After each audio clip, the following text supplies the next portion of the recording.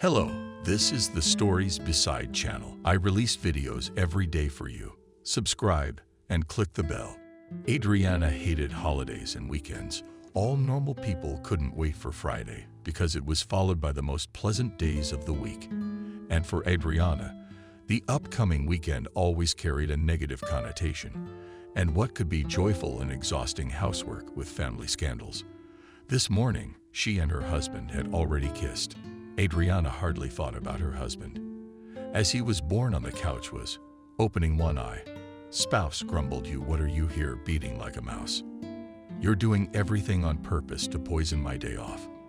The man pushed away the pillow he had been hugging before and took a deep exhale. Adriana rolled the partitions, saying, "There was someone to do it." She wrinkled her nose and stepped farther away. "Michael, have you ever had your whole family smirk at a man? No remedy will take you, and you don't give me no teeth. I'm having a hard time, and you're going back and forth. I can't just tiptoe around. I've got a lot of things to do. If I wait for you to rush around, I won't have time to do anything." This dialogue made Michael very tense. He couldn't stand it when his wife outweighed him. And today her intransigence especially grated on the man's nerves. With a heavy sigh, the head of the family took the position of a thinker, and since his head did not want to hold independently, had to support it with his hands. Only after gaining a stable position, he honored his wife with a long, unkind look. "You can't keep up because your hands are in the wrong place. You walk like a somnambulist, stumbling at every step. You're a walking disaster, not a woman." Adriana was feeling through the rag that was wiping the dust with water. She did it with such force that the splash reached the sofa. Michael abruptly jumped out of the image of a thinker. His whole body now expressed indignation, and his right hand, like that of the leader of the world proletariat, extended from strictly forward. Only the legendary cap was missing for the completeness of the picture. The man's hangover speech also suffered from eloquence. From all the poor vocabulary arsenal, he came to mind these crooked hands, not seeing that I am bad. Adriana was satisfied with the effect of her graceful revenge. She mockingly advised to drink less. "Then it will be good. And about Krivoruchko, you're wrong. In this regard, you have no equal. 3 months she asked me to change the socket in the hallway." Michael shook his head. "I did everything. What are the complaints? You come and find out. Used to be sparks flying. Now it's electrocuted. About such masters as you, Michael, they say hand. But please don't insult me in my own home." The man's voice falsettoed, and his eyes sought to go beyond the orbits of his eyes. The torment of her lawful husband gave Adriana satisfaction after the man had been driven to an extreme degree of helplessness. The woman clutched noisily at the rag and began rubbing the furniture with fanatical exasperation.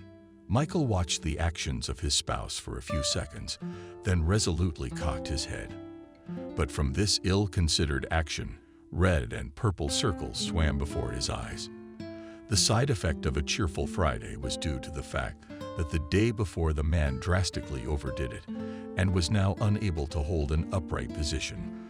For more than a minute, his large body spontaneously collapsed on the sofa. And there were tears in his voice. "Adriana, why are you being so cruel to me? It's bad enough without your lectures, and you're adding to the pain. You are a woman, so you should be merciful." Adriana grinned wryly. "Mercy doesn't apply to people like you, Michael. I'd rather pity a benign cat on the street because he does not drink vodka and all that burns men." Belittling looked at his wife, Adriana. "All right. Let the good cat is more expensive for you than your own husband." Well, there was no water to take a sip of. This call shattered the wall of incomprehension. The woman looked at the sufferer in the male form and said with contempt, "Legs are.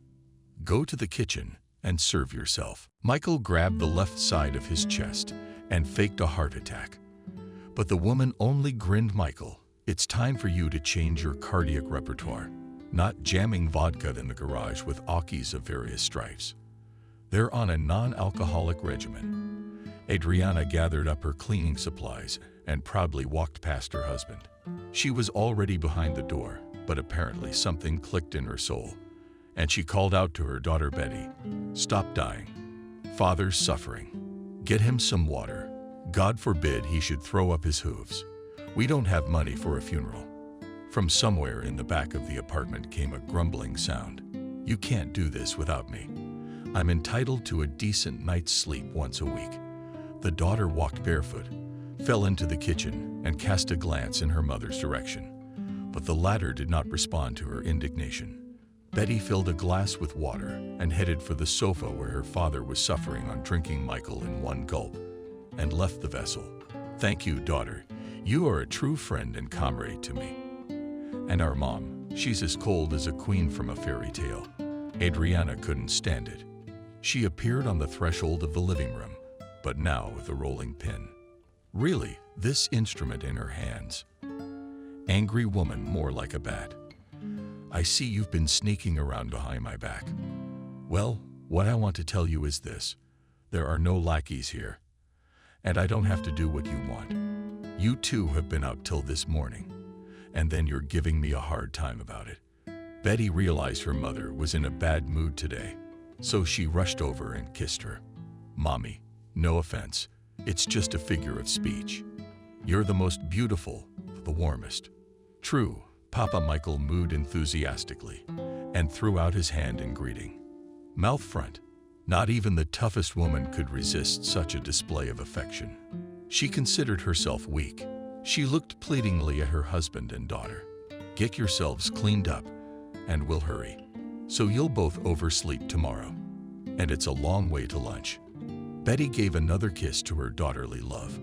"Mommy, we'll call this meal Saturday lunch." Women affectionately slapped their daughter's soft spot. "Go get dressed and hide. You've got a nightmare on your head. Mom, you don't know anything about modern fashion. It's the latest trend. Half the town's wearing it." Betty kissed her father and ran to her room. Michael struggled to get up from the couch and went to the bathroom. "I gotta take a shower. You're too stormy today." Soon there was a steady sound of water, and Adriana calmed down a little. She tried to switch to the current problems, but suddenly her husband's cheerful voice came from the bathroom. "Adriana forgot to tell you that Kathy is here.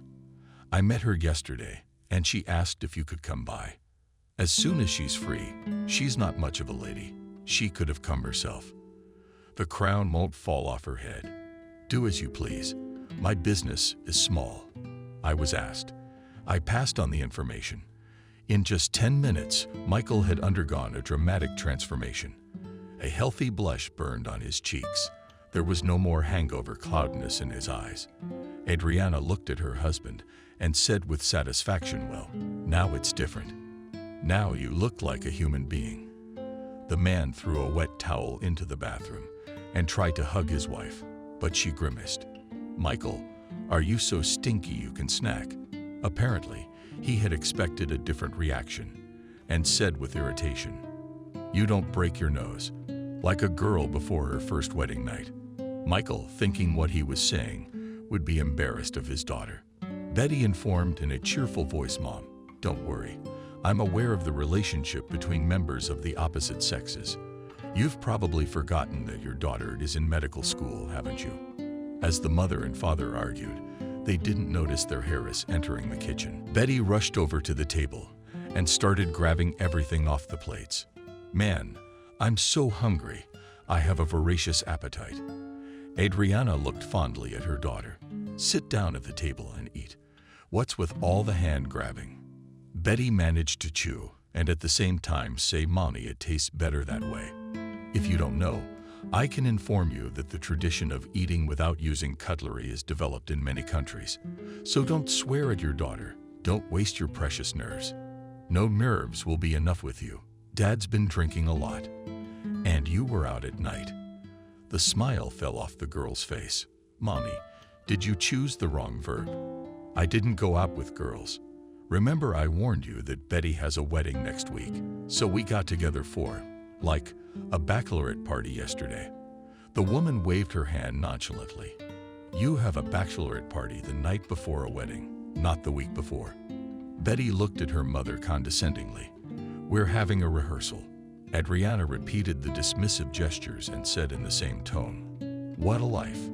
Everyone's rehearsing hairstyles, bachelorette, and bachelor parties. What's the use? It doesn't. Family life doesn't depend on those little things. It can't be rehearsed." The daughter said nothing to her mother. She looked at her father expressively, as if expecting him to support her. Michael had coped with his lunch and was now drinking tea, although the wedding topic was far from his interest. He couldn't refuse his daughter's support, making a smart expression on his face. The man remarked to his mother, "You're not on a roll today. You're picking on me. Now you're talking about the wedding. I don't care how people get married. The wedding should be fun. Who would doubt it? You're all about fun. I don't care about other people either, unless it's about my family. Michael, instead of affecting your daughter, you're all over everything." "Adriana, Betty is already a full-fledged citizen. You forgot that she is already 19 and she can go out till morning and even get married without your permission, has every right to." The woman's outrage took her breath away. "Michael, do you even think about what you're talking about? What marriage? Look at her. She's just a kid. Honey, think of yourself at that age. By the way, if memory serves, you were 19 when we got married." The man made dancing paw with his feet and smirked ambiguously, expecting a similar reaction from his wife. But Adriana threw him a glare. "It was my biggest mistake in life. If I hadn't flown headlong into marriage, I would have studied at the Institute, gotten a good profession, and my life would have turned out very differently." This confession made an unpleasant impression on Michael. His lips drew together into a single thread. His cheekbones set. "And if I understand you correctly, you've been regretting being my wife for 20 years. Suddenly, he was pouring out a barrage of sludge on me. But it's better to find out the truth late than to remain in ignorance for years on end. Adriana tried to say something in her defense, but the man beat her to it. "Adriana, can you still fix this? Find a decent life partner. If I don't suit you," Michael pushed his plate away from him and got up from the table. A moment later, the apartment door slammed, and Betty rushed into the hallway. "Daddy, wait." But the head of the family had already left the house, which always seemed warm and cozy to him. Only faintly, and the smell of male perfume hovered in the cramped room. The daughter looked reproachfully at her mother. "I don't understand why you arranged all this, and then you have to think before you say something.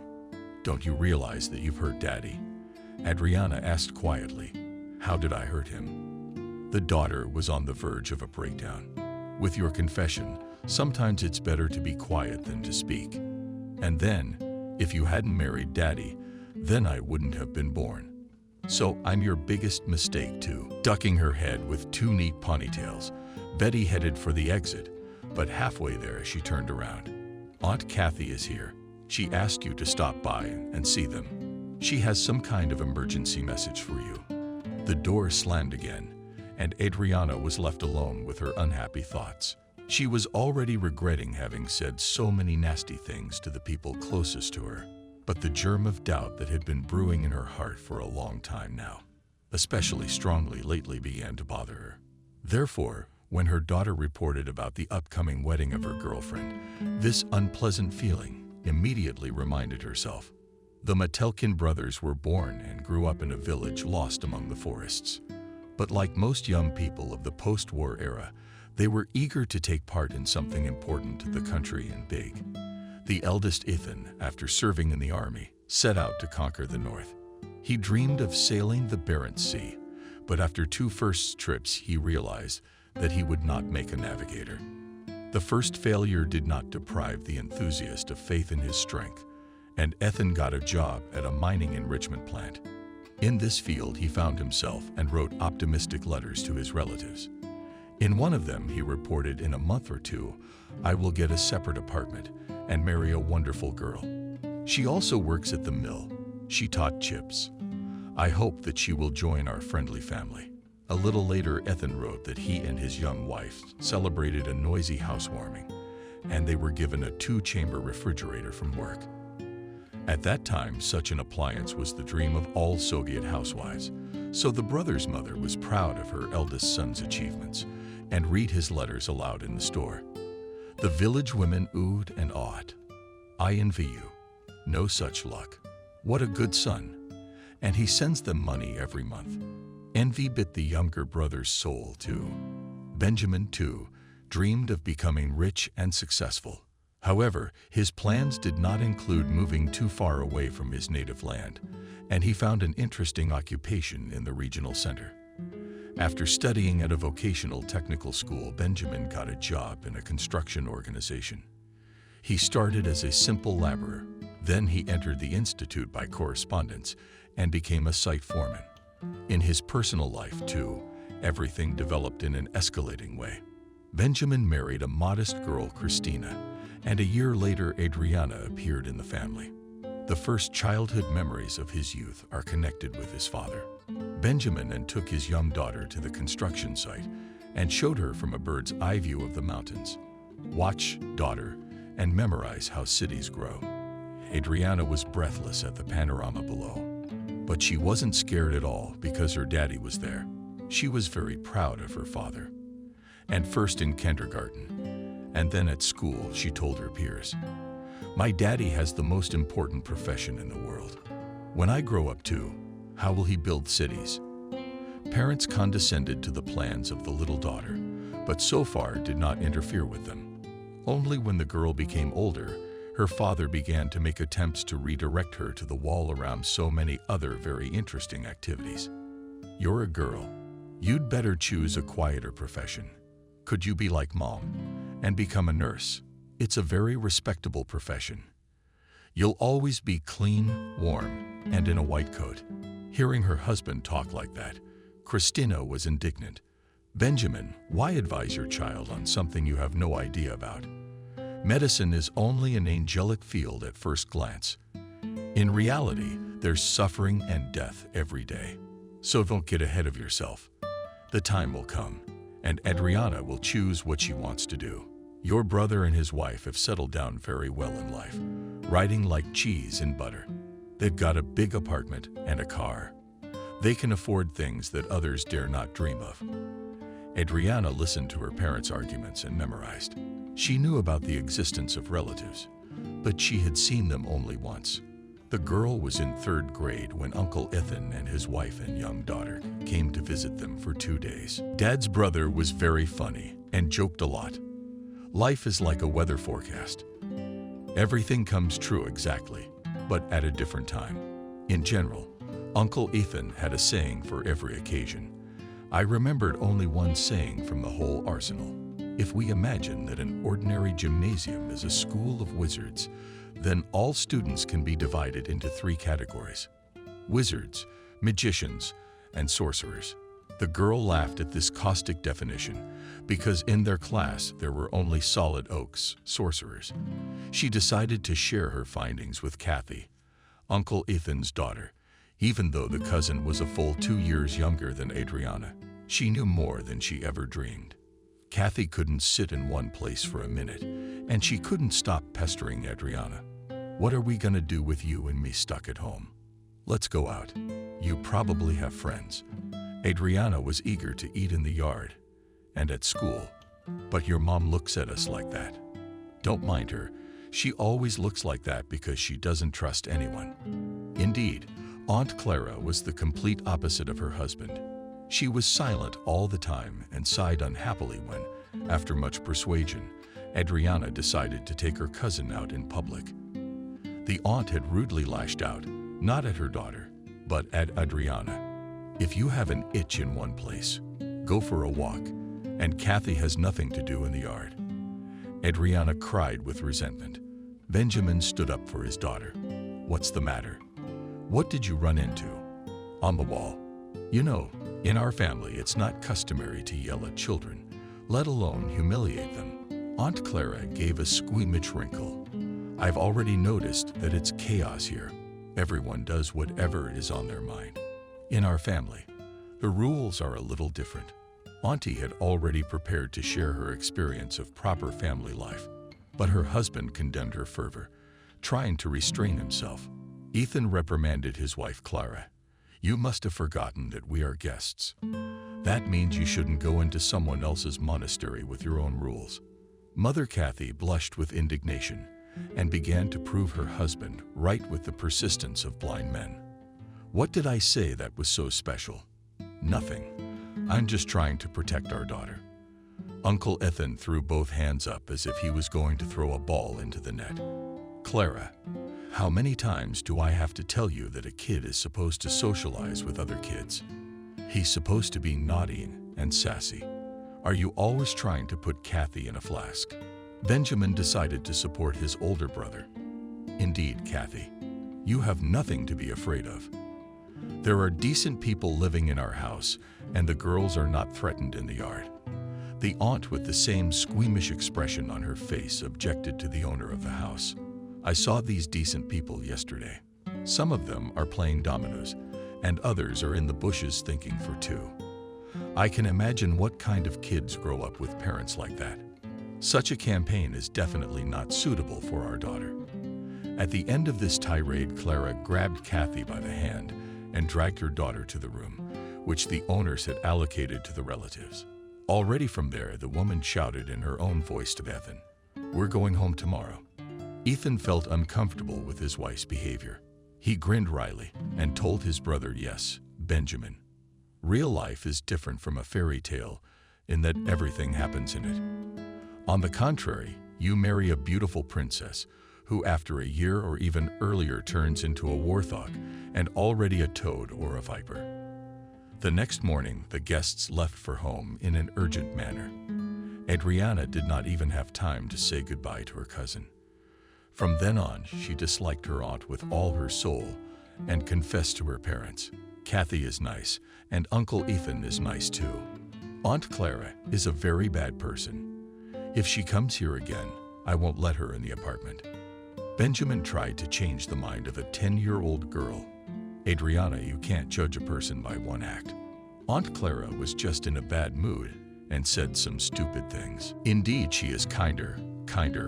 Aunts don't say such mean words." The wall was destined to keep its promise because Uncle Ethan and his family did not come for a long time. The girl began already to forget about the offense against her aunt. One day at dinner, her father said sadly, Ethan called to say that he had been diagnosed with a serious illness and he no longer works at the mill.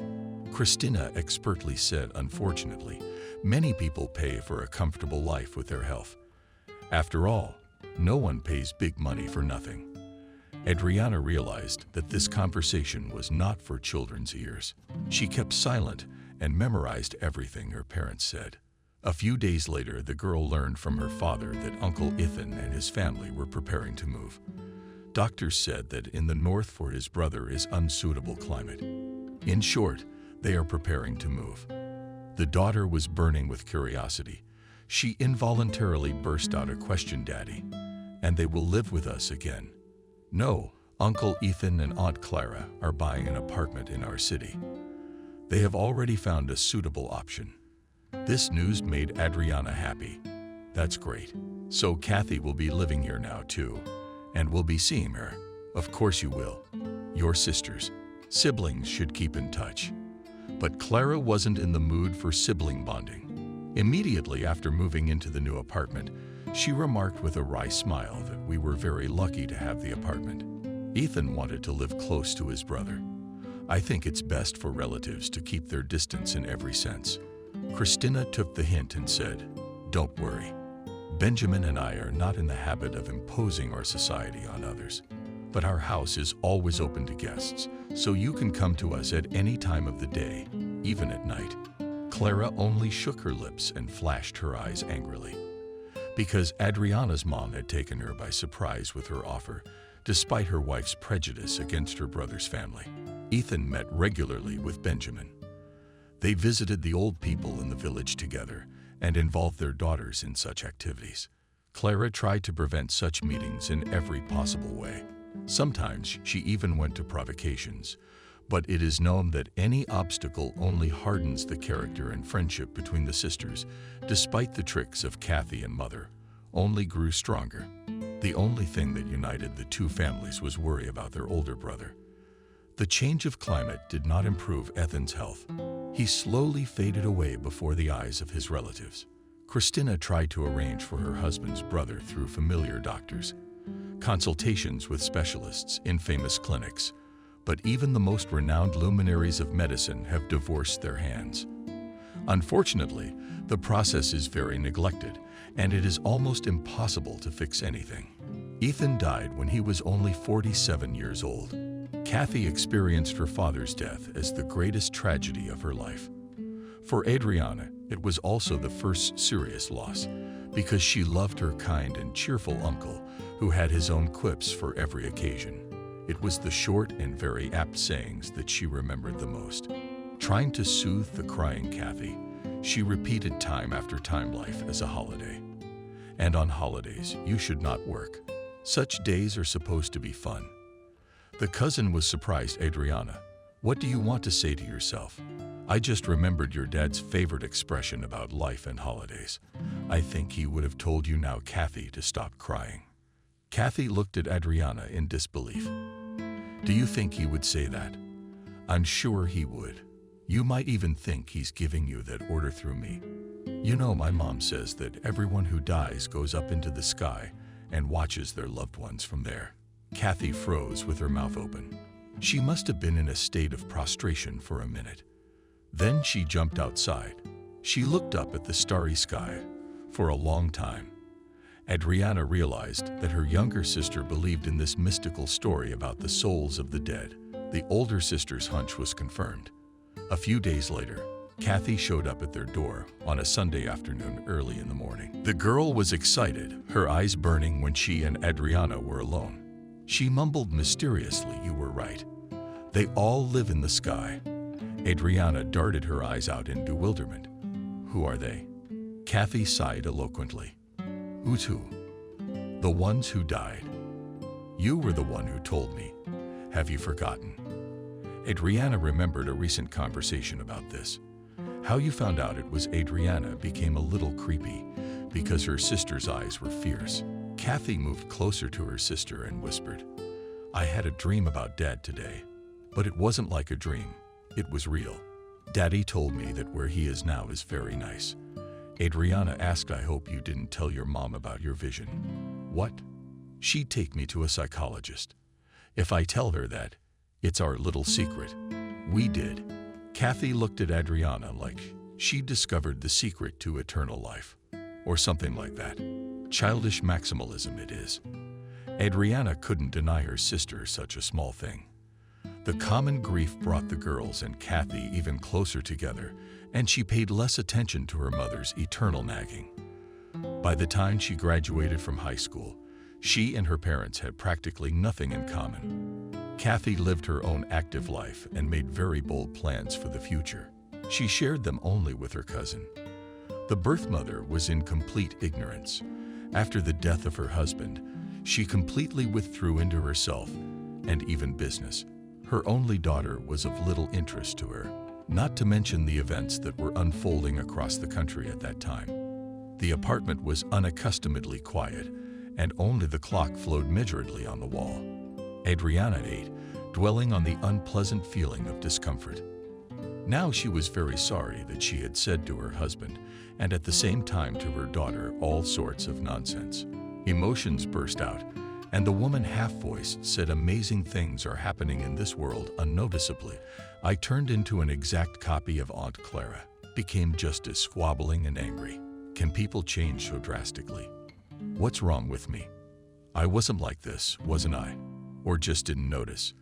The woman didn't even try to find an answer to this question, because she knew it well, only she was afraid to say it out loud. She reluctantly set about cleaning up, but youthful memories came flooding back with renewed vigor. She could no longer resist the urge to see her sister, and Adriana began to hurriedly pack. She just needed some air and distraction, and the bad thoughts would finally leave her head. "I'm going to go tell the family. Even though Natalka's made a lot of blood for me. Still, we had a beautiful moment together. 20 years have flashed by imperceptibly, And during this time, a lot has happened in a series of different events. There were moments that Adriana, today, doesn't want to remember. But time, if it is not even cured, old wounds make you look at the affairs of bygone days in a new way. These were roughly the thoughts hovering in the 40-year-old woman's mind as she rode the bus to the neighborhood where her aunt lived. She bore her widowhood and her fate with fortitude. And even with a sense of pride, she grieved briefly after the funeral of her beloved husband. She found solace in occult practices. In the late 90s, many people were obsessed with fortune-telling on tarot cards, astrological predictions on the stars, and other hoaxes. Kathy's mother was not just interested in such directions, she studied them thoroughly. And the aunt did not even try to hide from her daughter, where she disappears in the evenings. Kathy was horrified when she found out and immediately ran to her relatives. Uncle Benjamin, Aunt Christina, help me. I'm very afraid for Mommy. She goes to some very questionable events, and strange people I'd never seen before have been coming to our house. Benjamin promised his niece, "You're not prematurely pining away. The devil is not as bad as he's made out to be, but I'll be sure to drop by the other day." The man wanted to arrange a meeting with his sister-in-law by phone, but she did not pick up the phone. So he went to the widow's house. The woman did not open the door for a long time, and when the guest was about to leave from behind the massive door, there were signs of life in the form of a ball of footsteps and mumbling. Then the door opened slightly, but a chain prevented the guest from crossing the threshold. The hostess did not waste time in greeting him, but asked him sternly why he had come. "It's me, Benjamin. You didn't recognize me." "I was recognized." "So, what of it?" "We have nothing to talk about." "I need to talk to you." "No." "And there's nothing to connect us anymore." The woman was about to close the door, but Benjamin managed to get a foot in the door. "Wait, I wanted to talk to you about Kathy. She's my niece, and I care about her." The woman sang snackily. The guest was even scared, thinking that this viper in human form would now release its poisonous sting. But instead of this instrument, Clara used words about "my Kathy has someone to take care of. So we don't need your help, kinfolk, and we'd better, Benjamin. Go goodbye and don't come back. I don't want to see you or your wife, or your restless Adriana. She's always leading my daughter astray. And one day I will be forced to take action against her bad influence." Again, there was a menacing hiss in the daughter-in-law's voice, and Benjamin withdrew his foot. The door slammed in his face, and he stood on the landing for some time, thinking over the last words of his relative. At home, the head of the family told his wife in detail about his visit. In conclusion, added Christina, "You will not believe it, but for the first time in my life, I experienced panic terror. There was something so demonic about Clark. And honestly, I don't want to see her anymore." Christina laughed. "Benjamin, you're a man. Don't fill your head with judgment. Only highly respected people can believe in witchcraft and fortune-telling. But you're an educated man." Benjamin thought for a long time before answering. "Christina, but you won't deny that conspiracies and curses work." The men at work told stories that gave me goosebumps. Adriana decided to put her own spin on it. "Mom, Dad is right, because magic rituals work. It all depends on who's doing them." Kathy told me something that takes my breath away too. Christina hugged her husband and daughter. "My darlings, you are bringing your own fears upon yourselves. We have rumors like that in the hospital too, and sometimes we hear even worse stories. I can assure you that there is no scientific proof of magic, white or black." Adriana exclaimed anyway, "But something does come true. It's pure coincidence. Human life is full of different events, so coincidences are not rare. But for some reason, we try to explain such facts with mysticism." Adriana very much wanted to believe her mother, but all the subsequent events convinced her that there are no coincidences. Only a few days had passed since Benjamin's fateful visit to his brother's widow, and Kathy had shown up late that night with a suitcase. It was not difficult to guess from the redness of the girl's eyes that she had been crying. Christina rushed to her niece at what had happened. "Don't you look like yourself?" Kathy appeared in the hallway. I can't take it anymore. Mom's completely lost her mind. She let a whole bunch of strangers into the apartment. She says they're the best magicians in the country. They're here for a contest, and my mom decided to give them our apartment for temporary residence. Benjamin excitedly said maybe I shouldn't have left my mom with suspicious people. The niece objected hotly. Uncle Benjamin, what can I, a schoolgirl, do? I told her that I would stay with you until these people leave our house. They're generally so harmless, except for one. Her name is Military. She's all black, and her eyes are black too. How'd she stare at me? I nearly fainted when she said in a huge voice that my future was in gold that glistened like a husk of seed. My knees buckled in an instant. My mom went after that woman for asking questions, and I packed my bags for you. You should have. You don't want to be jinxed by that. Adriana took her sister's suitcase and led her guest into a small room where she had long ago set up a girlish realm for herself. Since it was a popular topic, the girls continued to discuss it. Adriana's parents were also excited by the unexpected appearance of their niece.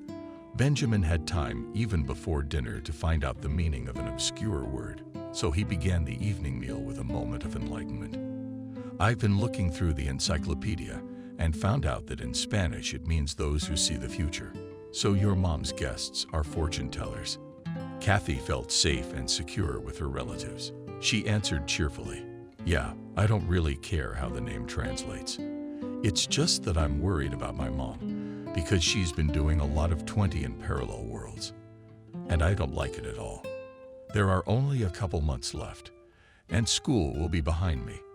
And then I can leave this town, and everything will be just a bad memory. Christina complimented her niece. That's right, Kathy. You're a smart girl, and I'm sure you'll get into college. Take an example from your sister. Adriana went to college. She's going to be an architect. This profession will never lose its importance. Kathy scrutinized. No, I'm not going to design cities, and I don't want to stay here either. I'll go to the capital. There are more opportunities there. Kathy stayed with them for almost a week. Afterwards, she confessed it was the most wonderful time of her life. This time, however, the relative was the personification of peace.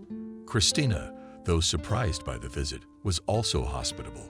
Clara, come in. We were just about to have tea. The girls have baked cupcakes. We'll taste them together. The guests smiled sweetly at the invitation, but refused to have tea. We'll have tea some other time. There's no time now. I actually came for Kathy.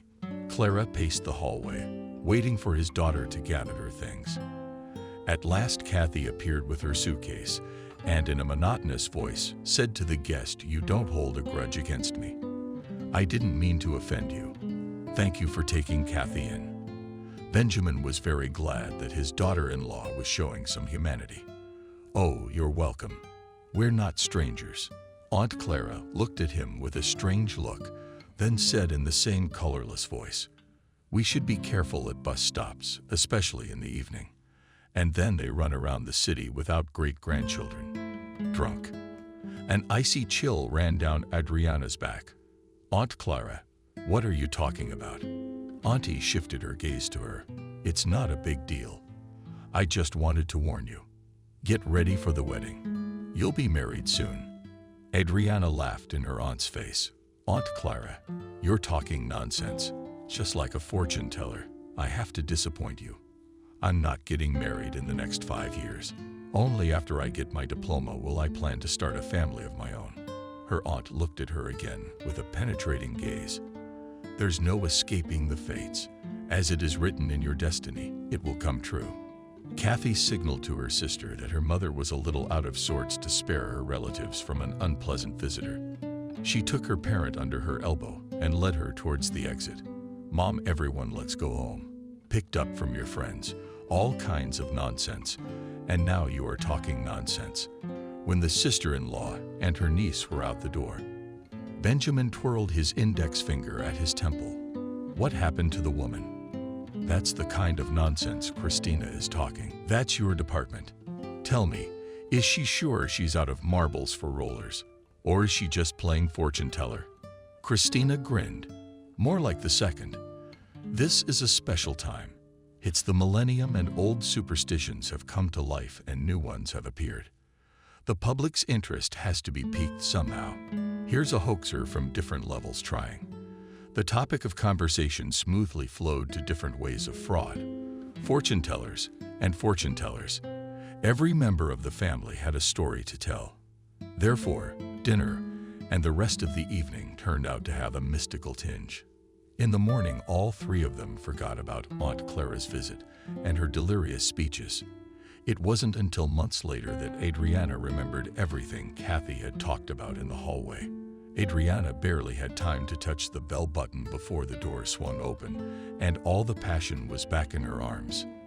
Adriana, how have I missed you? You have no idea how long it's been since we've seen each other. Probably 5 or 6. A disgruntled voice came from the darkness of the hallway. Kathy, let the man into the apartment. What's the fashion? On the doorstep, Kathy hugged, waved her hand. Mom, you should definitely get your words in. This is my sister, and I have every right to greet her with violent emotions. Kathy let the guest pass and pointed towards her room. Come on, we'll have tea later. Adriana, I agree. I nodded only from the table. So I don't want to eat. I've got my own things to do, and I'm here for you. Yes, I met Michael yesterday, and I asked him to tell you to stop by right away. You have no idea what I dug up the other day. Probably some kind of mind-blowing wedding scenario. No, you didn't. Kathy shut the door tight and gave her sister a meaningful wink. Mom's gotten very inquisitive in her old age, and several times I've caught her in the act. Adriana murmured, let her eavesdrop rather than engage in dubious business. Kathy, and stared pensively at one point. Yeah, I had a hard time re-educating her. Honestly, I can't believe Mom was ever obsessed with any of this stuff. Although, you know, deep down, sis, sometimes I believe in predictions myself. You're not alone. I do too, especially lately. Both women were silent, each thinking about something else. Kathy went to university after high school, but graduated from the institute with great difficulty. She had taken 2 academic leaves of absence because she was woefully short of time for the main business of her life. Weddings. Adriana Benjamin's father gave his niece an inexpensive camera for her 17th birthday. It happened just before Adriana's wedding, and Kathy decided to capture the event. For 2 days, she ran around with the camera, shooting everything. But the newlyweds never got a CD. For a long time, Kathy fed them breakfast, and then she left for the capital and did not appear in her hometown for 3 years. Years went by and life was pulling the couple more and more every day. Them in its vortex, and Michael and Kathy less and less often remembered the day of their marriage. And for the first time in 20 years, with Kathy's encouragement, Adriana remembered that she had once glittered in a snow-white bridesmaid's gown. She sighed sadly and sat back in her chair. Come on, Kathy, dazzle my imagination. I'm getting ready. The woman shuddered. Ugh, you scared me. I hesitated for a moment. Now just 1 minute. Kathy rushed to the fashion, on which were laid out in strict order all the paraphernalia necessary for a wedding planner. The guests nodded with a chuckle at the props. Do you have a job to do here? You're right, as always. Some moms I know asked me. Their granddaughter's getting married on Saturday. Actually, they've been common law for 2 years, and suddenly they're getting married. It's usually rushed when there's a new addition to the family. I'm never interested in such details. My business is to please clients and receive for their services money. Those are the 2 pillars of my business. Adriana said with a sneer, I don't doubt that you're doing a great job. Kathy, my chin jerked up. I'm trying. Do you know how competitive this market is? I have no idea. I'm not really in the entertainment business. I'm more concerned with my home and my unenviable job. My sister sighed. That's when I was drinking. I shouldn't have dropped out of school.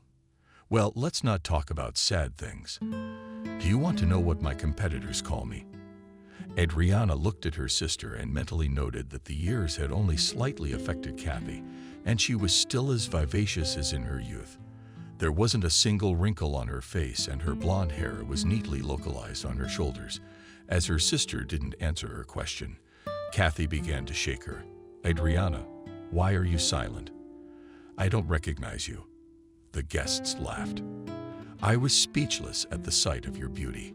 Are you all so exquisitely groomed?" Kathy let out a heavy sigh. "What beauty is there? Pitiful glimmers of the youth that escaped me. It's nice to eat." "So, where were we?" "The competition. They gave you the nickname Kathy," in a well-pitched voice, said, "Please love and welcome. This is a rare exclusive." Wedding General Adriana clapped her hands. "You know what, sis? There's something in that, isn't there? I can't judge your professional qualities because I've never been to your events, but you have the exterior to match the rank of general. And I'm talking about 20 years in the business. I love making people happy. Too bad most of the time that happiness is fleeting. That's for sure." Suspicious sounds were heard behind the door, and Kathy fell silent. The guests looked at their cousin with fear. "You have mice." Kathy laughed. "One mouse of enormous size." The hostess walked to the door and said loudly, "Mom, stop scaring people. Come on in." The door opened slowly and creaked open just enough for Clara to slip in. "Kathy, the kettle is already boiling. Are you going to have tea now or a little later?" "Mom, in about 5 minutes. We'll have a little more in confidence."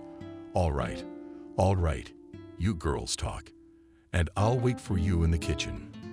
The door closed, and Kathy confessed to her sister, "Sometimes I feel like Mom's trying to make up for her past mistakes. I feel sorry for her, but I don't know how to help her." "Kathy, it's very simple. You have to love your family. Parents value the love, care, and respect of their children above all else." Adriana's voice treacherously trembled, and Kathy hugged her sister Adriana's ears again. "Don't beat yourself up. It wasn't your fault. It was an accident. That's the way it is. But your mother warned us of misfortune. We didn't believe her. We thought her words were nonsense." Adriana felt tears come to her eyes. She remembered again the terrible day her parents had died. It had happened shortly after she and Michael had gotten married. The newlyweds learned that their family was expecting a new addition and hurried to please the future grandparents. Benjamin, by long-established tradition, decided to celebrate this event and invited his wife to dinner at the restaurant Christina. Who knows, maybe this is the last time fate gives us such an opportunity. The grandchildren will come, and you and I will get stuck in troubles. Hey, young people, are you with us or not? Adriana had been tormented by cabs since the first weeks of her pregnancy, and the mere thought of going to a catering establishment made her nauseous. "No, I'd rather not. I'll ruin your evening." Christina supported her daughter. "You're right, Adriana. In your situation, it's better not to take any chances." Benjamin, for the occasion, paid for his new suit, and the mother wore a sequined evening dress. They ordered a cab, and in farewell, the mother, already from the car, shouted, "Tomorrow morning, call me." Adriana did not even suspect at that time that it was the last time she saw her parents alive. As eyewitnesses later told us, the Metelkin couple were among those waiting at the bus stop for the last bus. Adriana's parents usually used their own car, but her father never got behind the wheel, even if a little killed. So that evening, the couple decided to take public transportation. Besides them, there were 6 other people at the bus stop, but nobody noticed how a foreign car jumped out of the corner at a great speed. Everything happened in a split second, and the silence of the night was broken by the screams of the victims of the accumulated inadequacy. Adriana's parents were at the epicenter of the accident, and both died on the spot. It was a terrible blow. Had it not been for Kathy, Adriana probably would not have recovered from that tragedy. Strangely, after the deaths of her late husband's relatives, Clara had permanently abandoned her fascination with otherworldly practices. Kathy still had her arm around her sister's shoulders as well. Adriana stroked her hand. Thank you for everything. Why are you thanking me all of a sudden? Are we breaking up? No, it just came to me. It happens to me all the time. I've been to other people's weddings. It's exhausting. Sometimes I have to turn myself inside out to get the damn fee in full. You know how demanding clients are nowadays. You sign a contract where everything is laid out, and some particularly zealous characters start picking out flaws. About 2 years ago, I had such a case that one super-duper dad rejected my script. The man found several games with guests offensive, and he himself, without warning, reduced the amount of the fee. I didn't know there was such a thing. How'd it end? In court. I'm not the kind of guy who gets screwed over with impunity. That asshole paid me for moral damages, but I got a lot of nerve. Kathy, you're really good. A real generalist. Woman-corrected wedding generalist. Speaking of birds, you and I have been chatting and forgetting about the main thing. That's right. You were going to surprise me. I'll get right on it. Just be patient, and you'll be in for a surprise. Kathy began fiddling with the equipment. She accompanied this process with exclamations of horror. It's all covered with dust. The equipment doesn't like such carelessness. We'll have to fix it right away. Kathy even stretched out her tongue in a labor frenzy, and Adriana remembered how her younger sister as a child had also worked wonders, for which she had been scolded by her parents. She wanted to help Kathy so badly. Maybe I could be useful to you. You know, my Betty is very advanced in technology, and she taught me a few things. Without turning around, her sister said cheerfully, "Thanks, I got it. The thing is, this is an old tape, and you can only watch it on an old player. I can't get my hands on it, and I've been trying to get my archives in order." Kathy fiddled with the equipment for another 5 minutes, but her efforts were successful. Something inside the device hummed and a splash screen appeared on the TV screen. Adriana and Michael together forever. The sound is a little bad, so we'll be watching a silent movie tonight. Both women held their breath into the screen. They didn't notice the moment the bride silently entered the room again. That is Adriana from the past tried to wave her hand in white gloves. Tears of happiness, symbolic bouquet fell to the floor. Kathy and Mother very clearly pronounced bad luck. Unfortunately, it was Adriana who flinched and looked at her aunt. Kathy swooped down on her mother. "Mother, are you like Hamlet's father's shadow walking around the apartment? Couldn't you have knocked?" The older woman excused herself. "You said 5 minutes. It's been half an hour. The kettle's cold. We're in no hurry." She went into the kitchen, muttering to herself. "I don't know how to please her." Adriana, in a trembling voice, asked Kathy, "Maybe that's enough movies for today." "Wait, that's the most important thing I haven't seen. Just 1 more minute. You don't have to be patient." I remember that moment well. When my bouquet fell, a strange woman picked it up. She said something else to me, but I couldn't make it out. I didn't feel comfortable asking back. "Kathy," a key clicked, and the machine buzzed loudly again. The flamboyant guest first held out the bridesmaid's bouquet, but immediately changed her mind.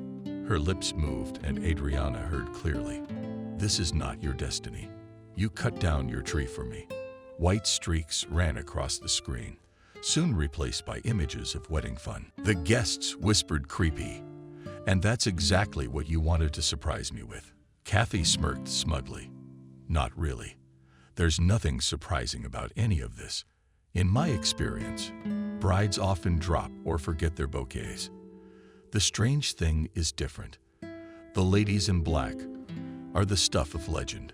That soothsayer face friend of Aunt Clara's. Yes, but I have no idea how this messenger of hell ended up at your wedding. I have no idea either." This fact came as a real shock. Images from the past and images of people who are no longer alive began to spontaneously resurface in front of her eyes. For some time, Adriana remained in shock, and Kathy became worried. "Adriana, why are you so excited? Let's go and have a cup of tea. They'll let you go right away." "No, I don't feel like doing anything." "Kathy, do you know where Vanguard is?" Did the sister take her eyes out? I have no idea. What do you need her for? Look, don't worry. It's all over and done with. If I'd known that movie would make such an impression on you, I wouldn't have shown it to you. Adriana got up abruptly, and I'm gonna go. I need to be alone for a while. Kathy grumbled, not hiding his resentment. And the tea. Mother's been working hard. She's already made it. Kathy, don't be offended. Next time we'll have tea. And so we sat. I don't understand, Adriana. Why are you making such a fuss? There's nothing you can do about it anyway. What's the point? You have a perfectly happy family. It's safe to say you've had a good life. Yeah, you could say that. Or you could say it another way. I have a favor to ask you. If you can find out about this fortune teller. Adriana greeted the family hearth with a ringing silence. Her heart was empty and she didn't want to do anything. The woman walked to the bedroom and stood in front of the large mirror. She asked her reflection, "How happy are you, Adriana?" And she cried because she knew the answer to that question. She was no longer surprised that for the second time in one day, she had to answer it mentally. What did surprise her was why had fate made such an abrupt reversal now? A period of reflection. Adriana had a short period of time after graduation. She realized that she was more attracted to architecture in the classical sense of the term. The girl thought that her father would be happy to hear about her decision. Benjamin cautiously asked Adriana, "Confess, did you really choose this institute out of the call of your heart or for the sake of principle?" "Dad, how could you think that about me? You know that I have been dreaming since I was a child." Father interrupted his daughter. Childhood dreams and adulthood are not the same thing. Dreams most often turn to dust, and one realizes that one has fallen into one's own trap. I really don't want my daughter to be trapped like that. But if it's a sensible choice, I'm happy for you. Adriana assured her father, "Papa, it is a sensible choice. I really want to be an architect, and I made this decision quite consciously." That was the end of the discussion of their daughter's future, and the parents did not bring up the topic again. Despite the big competition, the dynasty entered the university from the first go. She was also lucky in the fact that she was enrolled in budgetary training. The young girl's imagination of the future was imagined full of grandiose affairs. About meetings with guys, she did not think then, because she considered the main goal of study. Together with her in the same institute entered the girl who studied in their school. Only Cindy graduated a year earlier than Adriana. An acquaintance was very happy when she met Adriana in the corridor of the institute. "Hi." Nice surprise. At least one familiar face. Adriana was happy too. "It's nice to see you too. What department are you in? Did you have to apply for economics?" "I didn't get enough points to get into the budget, so I had to apply for a fee. No other options. I failed last year. And this year I'm unlucky again. It happens. Yes, fate doesn't favor everyone. But I'm lucky in love. You know, I got a guy who's got 1,000 kilos in the firm and money at our institute. Probably the son of some important official." "No, you didn't. My beau has already graduated as a mechanic and works in a car service. The money's flowing into his pocket. You know, we've only been dating a month, and he's already given me a ring." Adriana gasped in surprise. "You're marrying him so fast." Cindy rolled her eyes. "If only our relationship were still in the active stage. She gave me a ring with a small stone in it. So no hints yet, but I'm waiting for him to get an engagement ring." Conversations like this between young men and young women happen a lot, and Adriana has had to listen to confessions from close friends more than once, and this time she only listened to Cindy's revelations out of politeness, and by evening she had forgotten all about the conversation with her. About a week later, the girls met again in the same corridor. Cindy immediately gave Adriana a friendly smack on the cheek and said meaningfully that "you and I," as in the popular song, "at the same place at the same hour." How can you not believe in fate? Adriana waved it away. "Come on, it can't be otherwise. We're in the same institute and walk the same corridors." Cindy agreed reluctantly. "That's true, but I'm a bit of a fatalist. I'm fascinated by all things mystical. Michael laughs at me. He says my brain's turned the wrong way. Adriana thought that she herself would definitely be offended by a guy who would criticize her mental abilities instead of complimenting her. But she did not express her opinion out loud because she considered her acquaintance with Cindy to be an everyday trifle. What was my surprise when she saw her again the day after class? Cindy was a little confused. "I'm sorry to bustle you here, but I have some business to attend to." Adriana hurried home because she had promised her parents to do a general cleaning in the apartment. But good manners prevailed, and she politely asked how I could help you. The friend immediately became animated. "You see, my Michael is having a party tonight. He asked me to invite the girls so that their male companions wouldn't get bored. I asked my friends, but they all had emergencies tonight. So help me out, friend." Adriana intuitively put her hands to her chest. "Cindy, I'm sorry, but I can't make it tonight either. I've got a lot to do at home. I've got an essay to write. Let's do it another time." Krakova clutched at the sleeve of her coat. "I promised Michael today, and I don't want to disappoint him. He's so cool, a real macho. And I can already see myself next to him in a suspended dress." Adriana shook her head and Cindy continued to talk her down. "Look, this is a chance to find a nice guy. My Michael doesn't hang out with just anyone. His friends list includes the sons of bureaucrats and professors. Cindy, I don't need this. I'm not looking for a life partner yet. I have other interests. You should. You have to do everything in a timely manner, especially not marriage and children. That's what my mom says, and I trust her completely." Adriana did not enter into an argument with the intrusive girl and made a new attempt to get rid of her. But at that time, a young man and a politically built man approached them. "Cindy, this is your friend. Pleased to meet you. Michael, master craftsman of old and new iron." The guy extended his hand to her and had to reciprocate the gesture. Cindy's beau behaved confidently and even a little on the head, and Adriana was bewildered by such an onslaught. So it took Michael less than a minute to persuade the girl. Another quarter of an hour she spent to warn her parents and change her clothes. The party was a buffet, so all the guests behaved relaxed. Adriana only drank orange juice. She didn't even touch the food. Cindy stayed close to her lover all evening. She looked faithfully into his eyes and caught his every word. Such subservience disgusted Adriana, and she waited impatiently for this social performance to end. Several times Michael approached her and inquired, "Adriana, I hope you are not bored."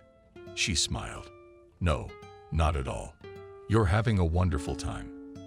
As the guests began to leave, Adriana slipped into the hallway and pulled her coat from the coat rack. She opened the door. Outside, she breathed a full sigh and thought that she had wasted an entire evening. The next day, Cindy voiced her grievances.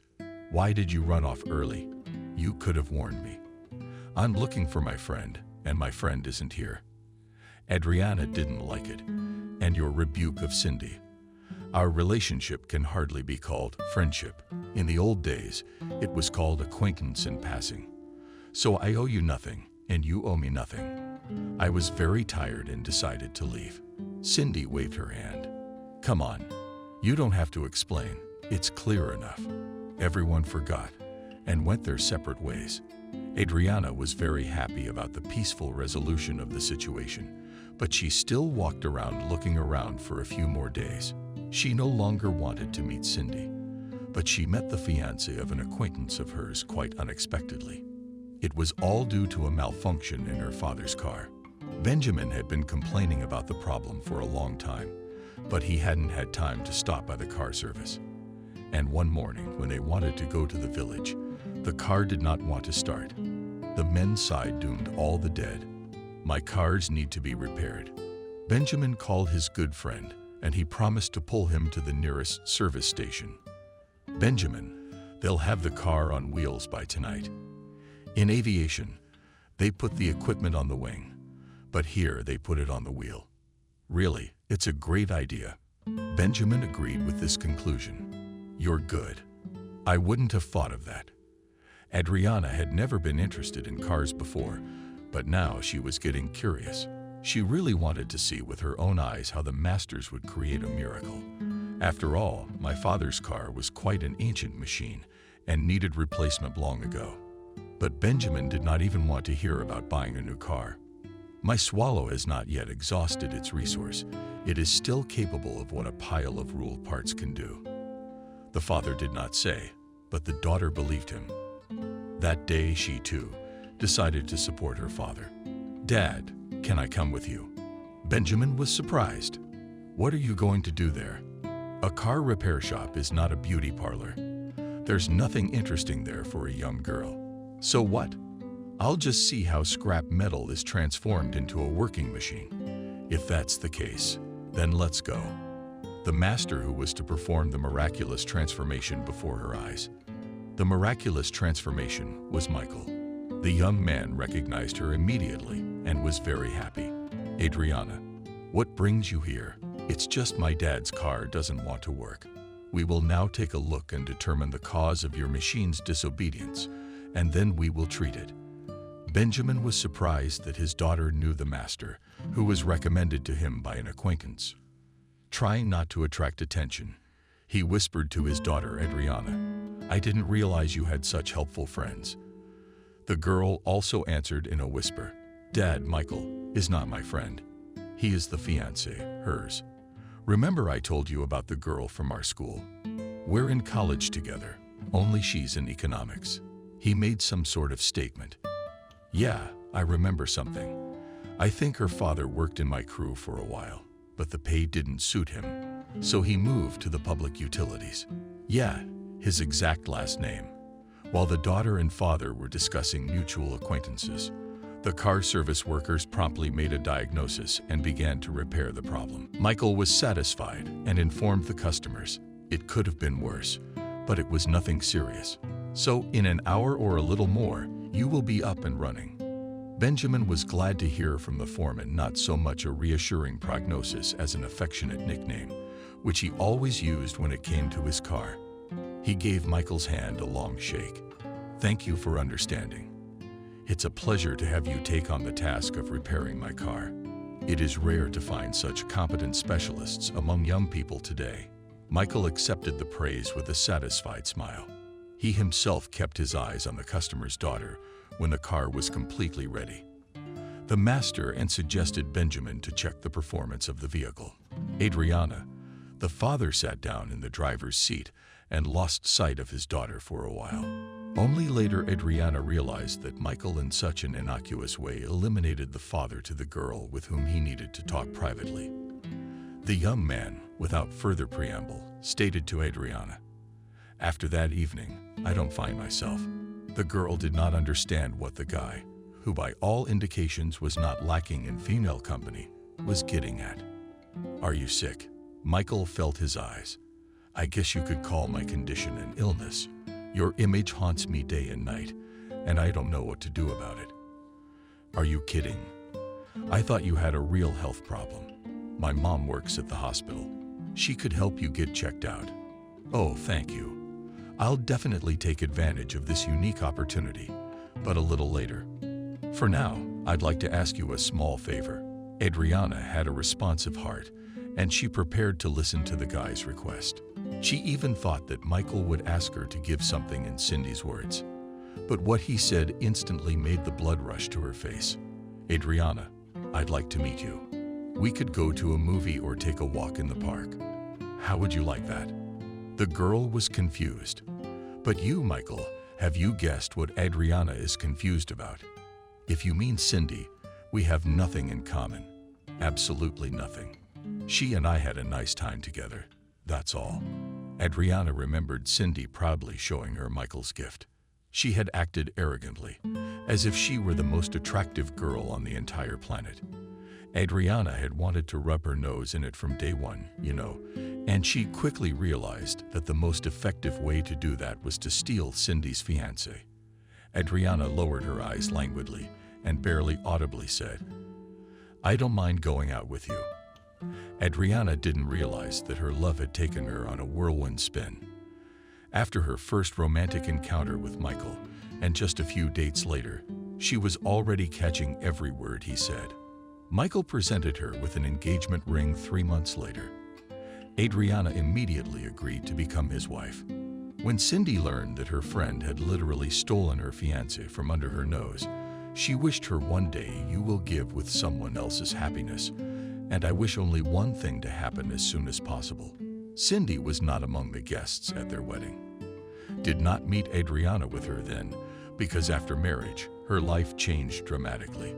First, her parents died tragically, and then a cute little girl was born, Betty.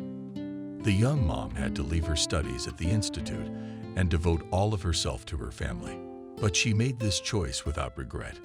Only years later, she began to think more and more often, it could have been different if you hadn't dropped out or married another guy. The sun had been pouring down without mercy since early morning today, and the air conditioners were running at full blast in the beauty parlor. And Kelly was enjoying the coolness. She was lazily flipping through the latest issue of a fashion magazine, waiting for her turn to see her son. Only Lisa knew how to turn the latest dunce into a true beauty, and Kelly treasured her friendship with her very much. She glanced at her watch and picked up another magazine from the stack. Thoughts flowed slowly through her head like boats in a pond, and Kelly was soothing their slow, even relaxed flow. She was happy with everything, with the way her life had turned out, and with the trade that brought a steady income. Lisa appeared in the waiting room, and in a sweet voice, said, "You're already here. Now literally just a minute more. Please bear with me. I'll sign a little for the client and invite you in." Kelly waved his hand condescendingly. "Don't worry, Lisa. It's such a divine chill. I'm ready to sit for hours. I'm very glad you're feeling comfortable." Lisa jumped behind the partition, and Kelly was once again immersed in pleasant thoughts. When the Creator had distributed his gifts to the earth, he had obviously not noticed the small villas, so she had gotten almost nothing but inventive minds. Unique, capable with an ugly girl manifested itself already in kindergarten, and educators were surprised. So ugly, but so smart. Probably will become a scientist when she grows up. Kelly's parents do not bother to take care of their daughter. They were constantly fighting. The girl was thrown around like a ball from one old man to another. But since Kelly was an unusual child, she liked this way of life. Then her parents separated for good, and the girl was sent to be raised by her great-grandmother, who lived on an abandoned farm. Kelly still does not know to whom the old woman was a relative. Her real name also forever remained a mystery, because the grandmother's name was simple and clear. The old vein. The old lady was not offended by this attitude and cheerfully said, "Let them call me Pan at least, as long as they paid me money." Grandmothers practiced fortune-telling and conspiracies of villagers. Kelly had heard that she was a hereditary witch. Sometimes, when her grandmother was in a good or cheerful mood, she helped her. These were especially happy moments because the girl could go into the room where the grandmother was preparing potions from herbs and summoning spirits without fear. The child's brain memorized and absorbed everything. Despite her young age, Kelly already knew that in the future she would also predict the future and reveal the secrets of the past. Perhaps in time, Kelly would have mastered all the dough and methods. But the old sorceress suddenly died, and the girl again began to shuttle between the houses of relatives. But the acquired experience helped validate these earnings for pocket expenses. Already in elementary school during recess to the girl crowded near her desk. "Kelly, tell me what I get for the test." And she willingly made a prediction, although such predictions did not always correspond to reality. The young fortune teller's popularity grew by the day. She began to turn to her high school students, including guys, so that she guessed the ticket number on the exams. For such consultations, Kelly took pennies. Considering she could easily make 100 predictions a day, she always had money. But someone in the young fortune teller's clientele blabbed about her business, and Kelly got the attention of the juvenile department, the elderly relatives she was staying with at the time. Parents got in a tizzy. The girl's the same way. She's been running scams since she was that age. What will she make of it? Since the parents of the villa could not find even the best specialists of internal affairs, and all the grandparents went into complete denial, the bright girl was determined in a boarding school, but the fame of Kelly ran after her on her heels, and she did not have time to spend the night in the State House. No matter how much praise the clientele 30-year-old fortune tellers, in addition to the basic techniques, divination perfectly possessed the voice, and each session turned into a small but exciting performance. The teacher and nannies carried sweet gifts to the girls and asked them to say what would happen to their relatives of the same age. The boys were most interested, and they consulted her on the matter. Once Bella was called aside by the stable boy and Uncle Sam and embarrassed, asked to make him a conspiracy for a drink. "I don't feel comfortable approaching you on such a delicate matter, but my spouse has been dragging me down. She eats me up, and every day they tell me you're gonna drink. I'll put you in the hospital. Make me a potion that'll make me feel better all at once." The request was unusual, but I was coming out of the recesses of my memory the recipe by which my great-grandmother had once prepared a decoction for the director of the local collective farm. Surprisingly, the man stopped drinking. Sam's uncle was also satisfied with the result of the treatment prescribed by the little sorceress. In a burst of the kindest feelings, he advised her to make up a pseudonym for herself. That's what all the famous mediums do. Take Vanga. By the time you get your name out, your tongue gets confused, and your last name doesn't sound good at all. You're gonna have to come up with something that fits your brain. Kelly thanked the stable boy for the tip and headed for the library. She spent several days poring through thick books until she found what Vivienne Monaco needed. She was sure that such a colorful pseudonym would ensure her a successful future. But soon the girl realized that for success is not enough just one voiced name. It still needs connections, and the circle of acquaintances of the graduate of boarding school is too narrow. Kelly realized that she only has to wait for that happy accident, which in an instant can change everything. In this waiting, 3 years passed. During this time, Vivienne de received a specialty of a secretary at the local school. But to get a job, the girl was not in a hurry. To provide herself with a tolerable existence, she began to visit strange places where she fortune-telling to all comers. Especially good catch was in the electric trains, but after a few successful trips, she was found out by competitors and robbed to the thread. In parting, one of the freaks warned her that if you get caught again, you'll be in trouble. Kelly did not risk her precious life and continued practicing in parks and recreation areas. True, in the wintertime visiting such places was minimal. Freezing. Citizens refused the services of the fortune teller, so she often went to bed with an empty stomach. The young fortune teller was quite desperate when the very case she had been waiting for came up.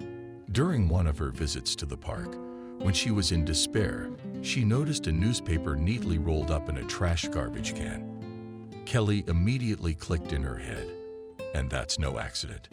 There's definitely something in that paper for you. Ignoring the chill wind, she sat down on the ice-encrusted bench and eagerly read the ads at the bottom of the page. In bold print was a message to all those who have extraordinary abilities. We invite you to take part in the first regional psychic contest. Then, in smaller font, there was a brief description of the conditions and the address where the selection would take place. Kelly immediately felt a surge of energy. She no longer felt hunger cramps in her stomach and dizziness. She could already see herself winning the contest, basking in the glory. That vision almost completely came true, with the only difference being that hers came in second place. But the prize of audience sympathy was awarded to her, along with a pretty hefty sum of money. The contest was divided into several stages. But all this time, Kelly lived in the apartment of a kind woman who was obsessed with occult practices. She had a daughter, but she disappeared from the house as soon as she saw the strange guests in her apartment. Kelly herself was not very happy as a child and asked the landlady, Aunt Slaga, if maybe we should clean up. It's a bit awkward. We're here comfortably, and your daughter is nowhere to be found. It's okay. My daughter has relatives across town. My late husband's brother and his family, Kathy, went there and had a bath. You're not shy. Make yourself at home now. Kelly physically felt a thin string break in her heart. She cried on the bosom of this kindest woman and told her about her hard life. Slaga comforted her for a long time, and then the legend suddenly asked her for a picture of the relatives to whom Kathy had gone. Aunt Clara, do you have a picture of them? The woman was surprised, and you can tell from a picture. I didn't know. Slaga rummaged through the drawers of the dresser for a long time until she pulled out an old photograph. This is just one of them. Here they are with the whole family, so to speak. Kelly ran her hand over the picture and handed it back to the owner. Things are not good in this family. Your niece is going to have some bad luck soon. And she's in no hurry to get married. The aunt was surprised. It's something out of a fantasy world. Adriana is only 19. She's still in school. And Kathy never said anything about her getting married. And they're sisters. But as friends, Wendy said sadly, I'm rarely wrong. Practice counts for a lot in our business. If you could tell me when their wedding is, maybe I can make up for it. But the most unforeseen thing happened. The young bride was so confused that she accidentally dropped her bouquet. Kelly was nearby at the time. She tried to catch the crowning symbol, but failed. She picked up the bouquet and wanted to give it to the girl who was standing next to her, but she saw an unkind glint in the stranger's eyes and changed her mind. There was nothing else to do but keep the wedding amulet. Of course, Kelly was well aware of wedding customs, but she had no other choice. Suddenly, she thought to herself, wondering how the couple's life had turned out. They must have split up long ago. Lisa, with a smile on her face, reappeared in the waiting room and cute, "Forgive me, for God's sake. She's such a cranky customer. As soon as she saw that you also came to me, she started to get cranky. It's not like that, and it's sticking out. I had to redo almost the whole hairstyle." The fortune teller smiled graciously. "That's all right. Believe me, I wasn't bored because I had time to think about important things. And then you have a really comfortable environment here." Michael had a hard time closing his eyelids. "Well, it's morning. Uncle Michael, it's time to get ready for work. Just thinking about the bosses getting on my nerves. I feel sick to my stomach." Adriana rolled over onto her other side. "Michael, you have to move the whole house. I wanted to get a little lower in bed today on the second shift. And about the bosses, I can tell you that if you had your brains in the right place, you wouldn't have to take orders from someone else today." "Thank you," the wife encouraged. The man threw back the blanket and grabbed his pants from the chair, but while trying to pull on his tights, he got tangled in his pant leg and almost fell. "What kind of life is this? My pants won't even listen to me. Adriana, did you give me a steak or a potion? What kind did you give me? I want to get chalk in my old age. I have nothing else to worry about. How can I poison you? You're the one who's trying to get off the hoof. If you don't stop drinking vodka by the bucketful. Why are you slandering me? I know the measure. If you knew the measure, you wouldn't have drunk your car dealership and I wouldn't be counting pennies till payday. Wow. The poor underprivileged should have studied instead of dropping out of school. I'm sorry, but the cleaning lady pays them the minimum wage." Adriana couldn't take it anymore. "Michael, you still have the conscience to reproach me.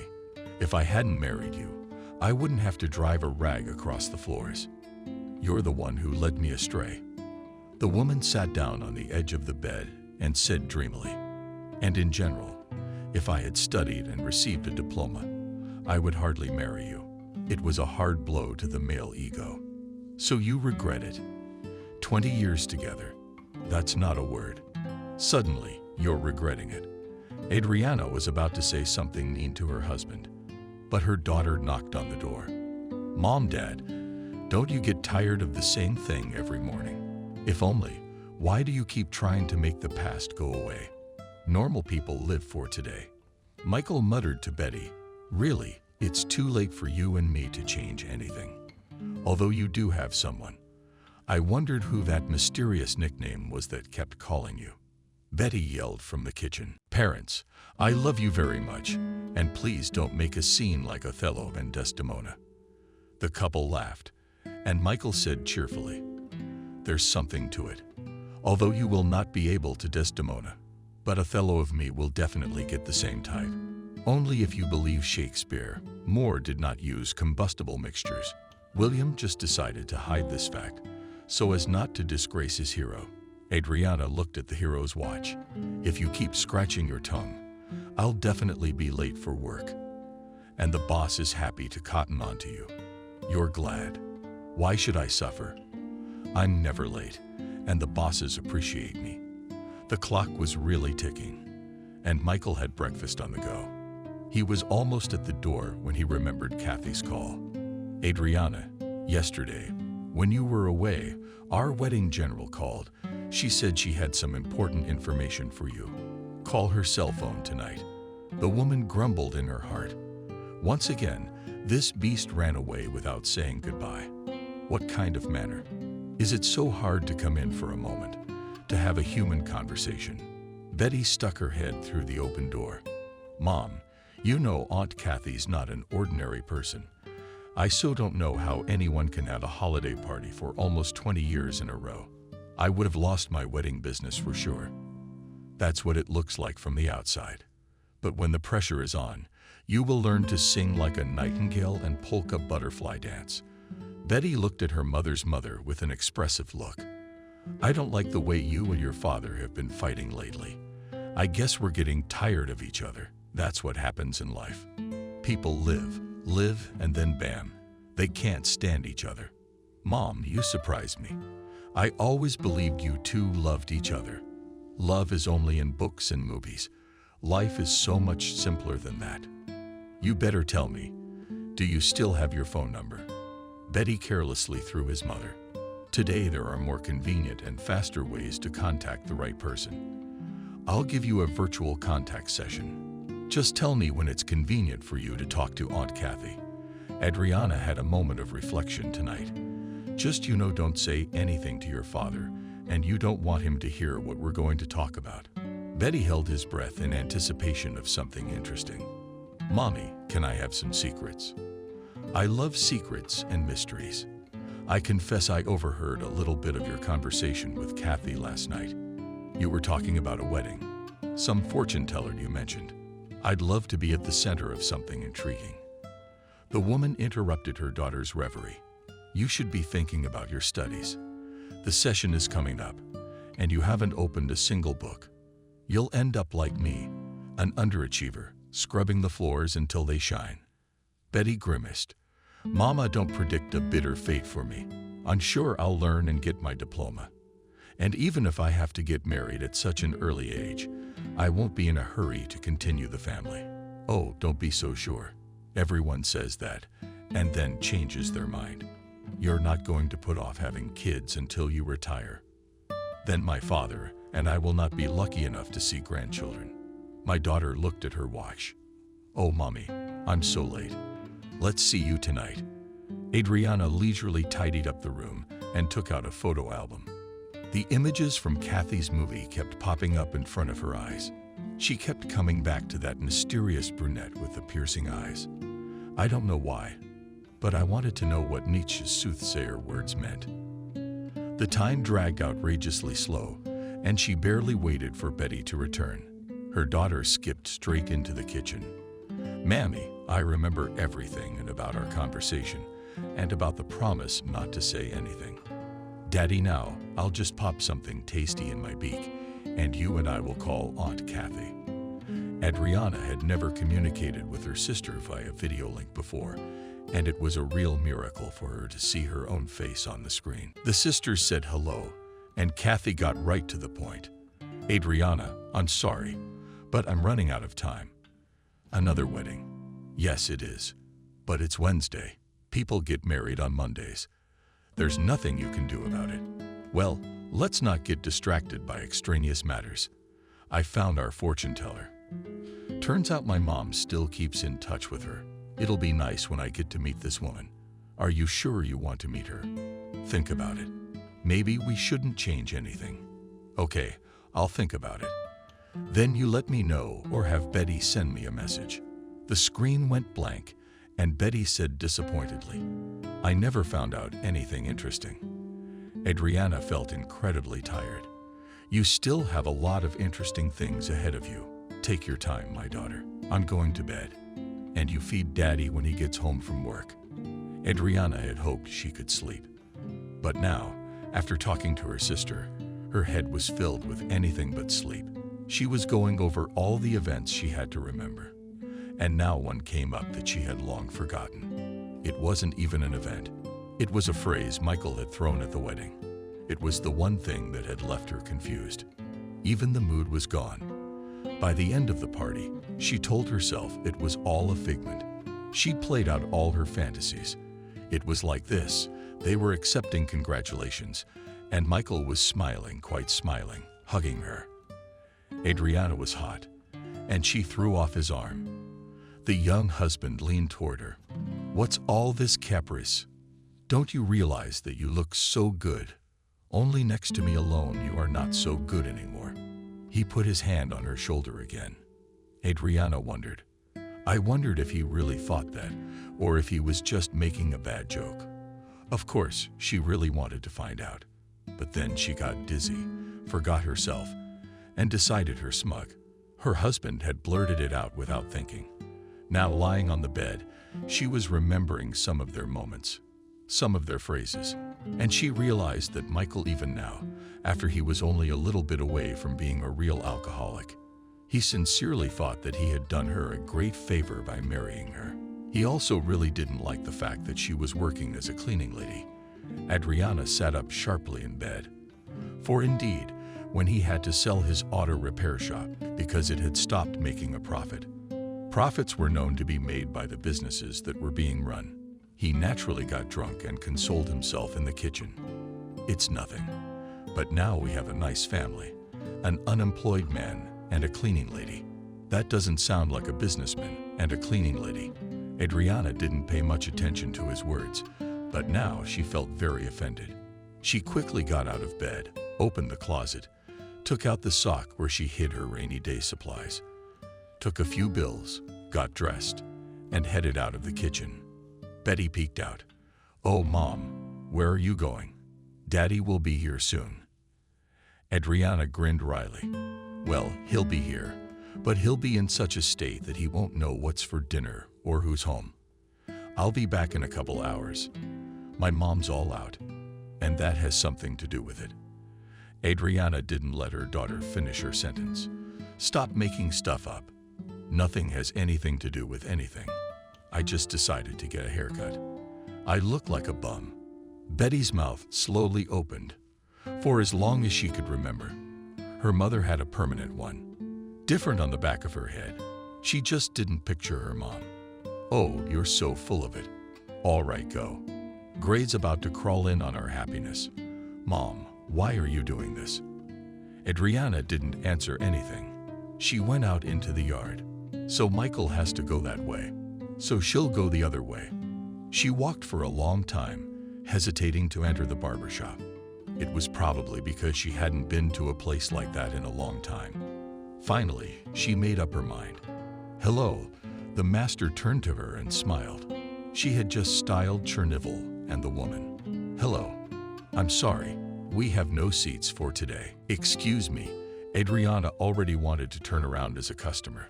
Lisa said suddenly, your last client for today is not coming. So you can safely take this woman. You're just finishing up.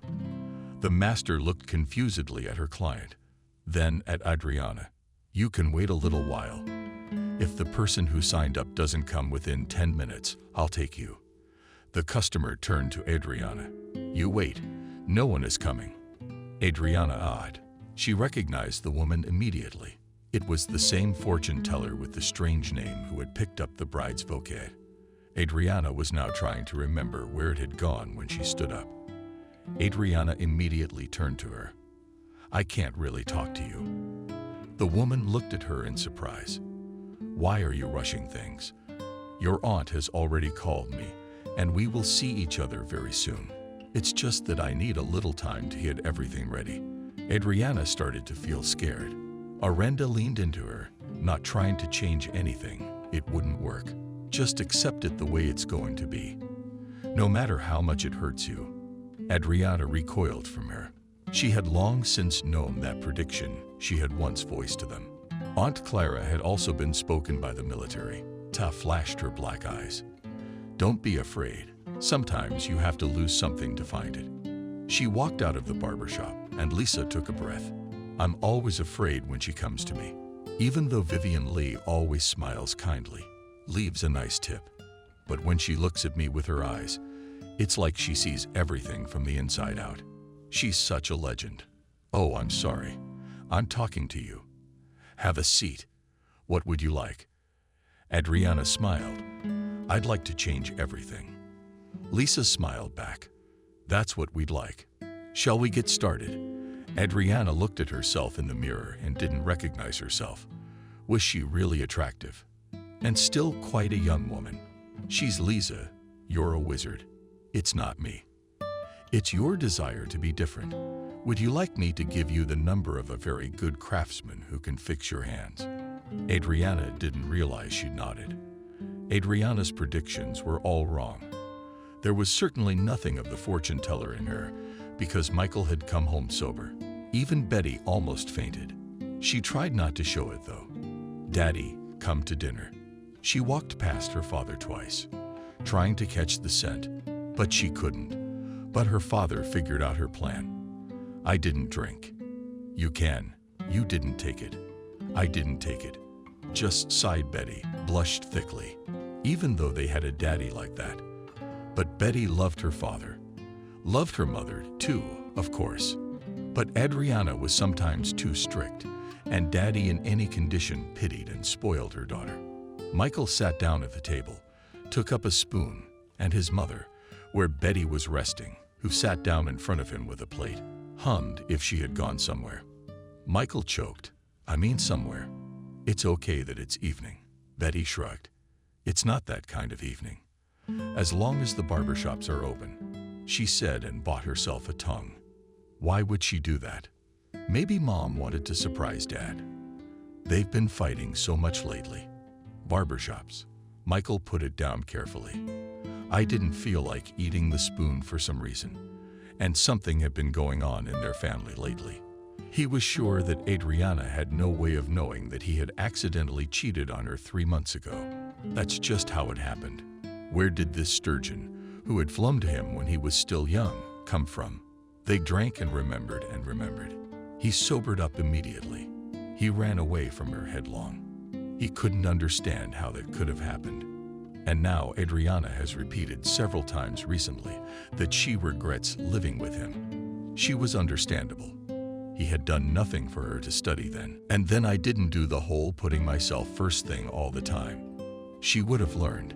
She'd look like that Sidorova, all fashionable, beautiful, and you can't tell what's on her nose. Dad, why aren't you eating? I don't feel like it. Do you know where these hairdressers work? Betty looked at her watch. You know, the ones downtown that close in an hour. Another hour passed in complete silence. Michael carefully pretended to watch TV. Betty looked at him restlessly. Something was going on in their family, and now Betty couldn't figure out who was to blame. The door slammed suddenly. Both Michael and Betty immediately jumped out into the hallway. Betty whistled. Mom, it's definitely you. Adriana smiled embarrassedly. Her long hair was gone. Adriana now had a short haircut and a very pretty chocolate color. Lisa also redid her eyebrows and shaped them. Well, who did? Mom, you look 20 years younger. I'm the one who looked so bad. My mood immediately soured. This is what the average family has brought themselves to. An alcoholic husband and a wife who's long since given up on herself.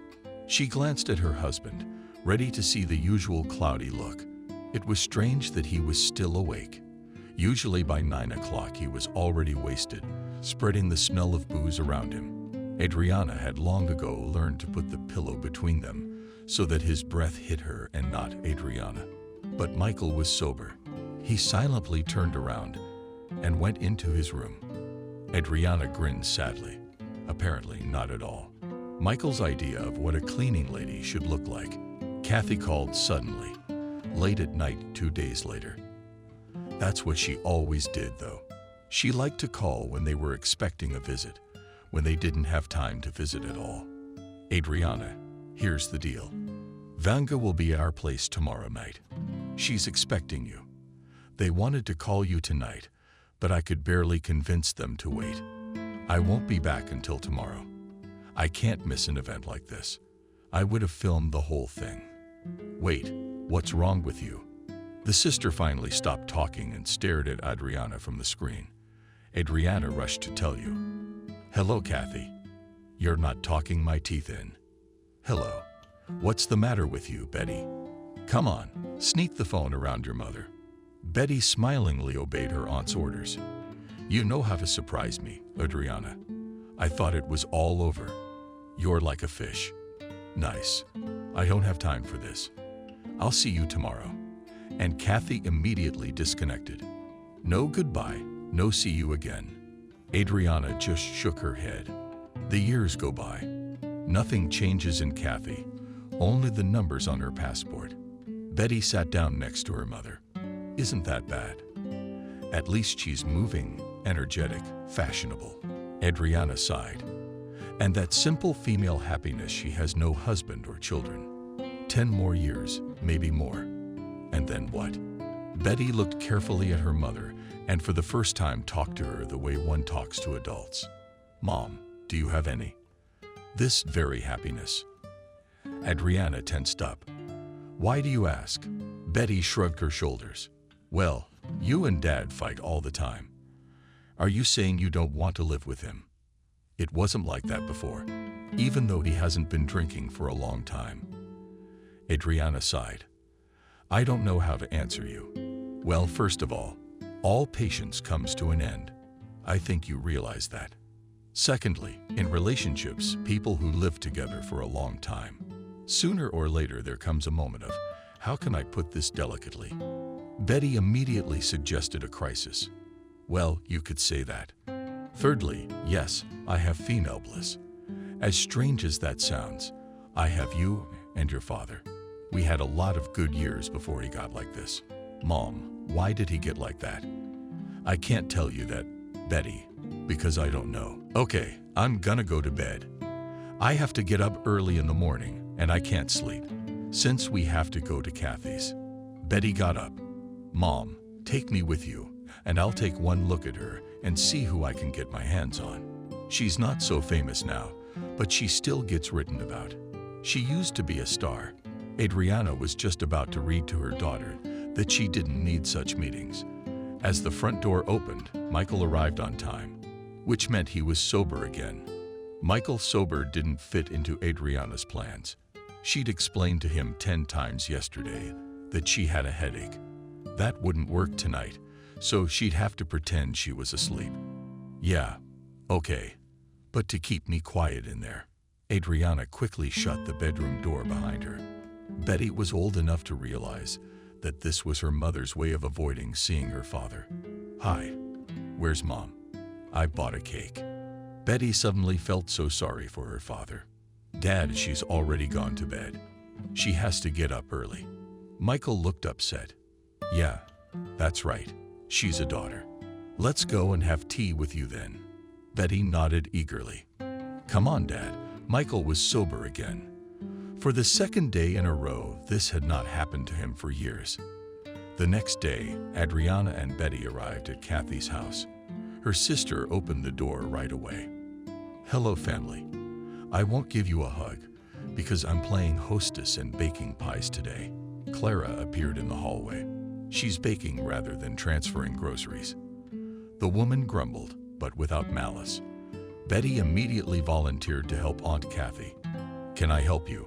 May I? No, you have to, because I have a wild urge to throw this dough through the window.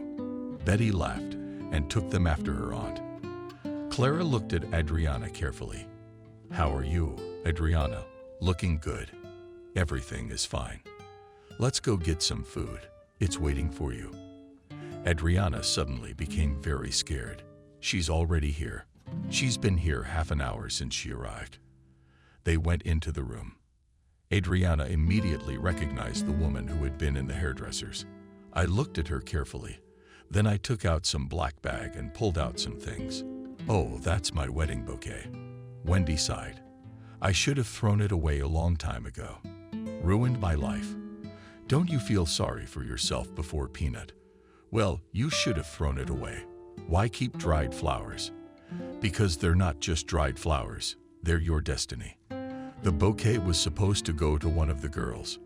You dropped it and forgot." Adriana said uncertainly, "But they're really just flowers before the wedding. And after, if you do it right. But for now they are in the bride's hands, so your destiny isn't complete in them. You threw them under your feet and trampled on your destiny. But no, I'm fine. Why did you call me here to listen to your lies?" Adriana shut up. Yes, that woman with the piercing and black eyes was absolutely right. Your sister should have caught your bouquet. You did the wrong thing. And all your life you've regretted marrying him. You've only recently been able to admit it to yourself. I kept him. That's why my love life didn't work out. But I don't regret it at all. Adriana looked up with hopeful eyes. What am I supposed to do now? We have a daughter. A daughter will understand. Not immediately, but she will. And you need to finish what wasn't finished at the wedding. Kathy fought with the filling. The first batch of pies was already in the oven. The second was to be with jam. She wasn't the least bit worried about not being able to hear what was being talked about in the room. She knew for sure that if not Adriana, her mother would tell her everything. Kathy, the woman, shuddered and turned sharply. Standing on the threshold of the kitchen was Adriana, followed by Kathy's mother and the catching legend. Adriana threw something at her, and Kathy caught it. "What is it?" Adriana laughed. "It's my sweet sister. My wedding bouquet that you were supposed to catch at the wedding." Kathy laughed. "Oh, I can't go with you. You can tell me I'm getting married soon." Brenda spoke up calmly. "You'll marry someone you never thought you'd marry. Just one important thing right now, so that the events that are coming up in your family don't fight about you. Remember the fact that it would have happened sooner or later anyway." Kathy was confused for just a moment, then putting aside the bouquet, said, "That's it. Let's have some tea." Betty, taking out our works of art. Betty, as if waking up from a dream. She rushed to the oven. Betty just smiled. "Study and learn. Will it be useful to you in life? Oh, how will it come in handy?" In the evening, after she'd gone home, Kathy's mother went to bed. The two sisters sat in the kitchen with a bottle of wine. Adriana had just told her everything the fortune teller had told her. And now she was thoughtfully shaking her glass, watching the wine shimmer in it.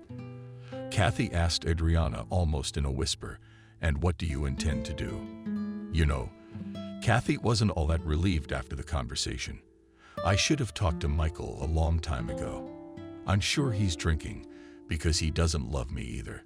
He and I are trapped, you know, feeling the same way. But we can't make up our minds. If you're wrong, if he does love you." Adriana shook her head. "He doesn't." Kathy was silent for a while. Then she asked, "Okay, you'll talk to him. And then what?"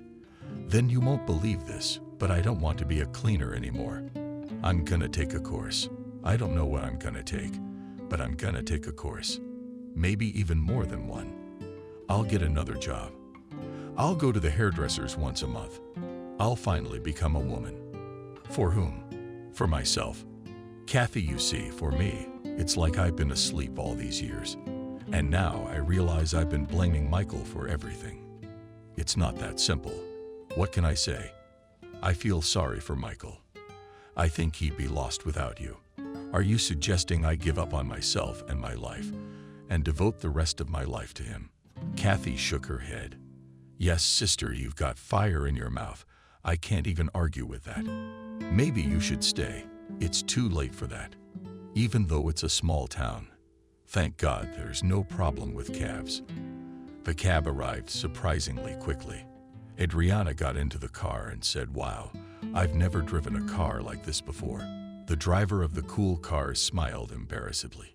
"You see, I'm not a cab driver, but it's so boring at home in the evenings that I decided to do it. And you know, it's a very interesting profession. It turns out that so many people want to talk to a stranger." Adriana laughed unexpectedly.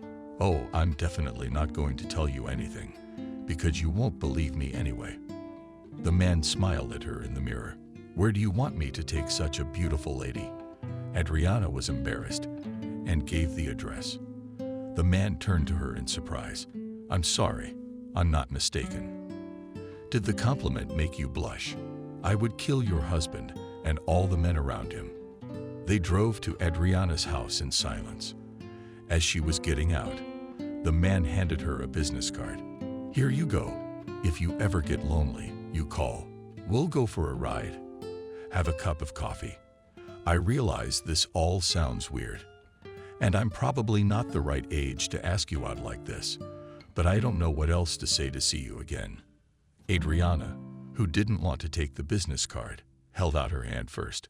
"I'll be sure to call you." Michael was sitting in the kitchen. Adriana walked in, pulling the air with her nose.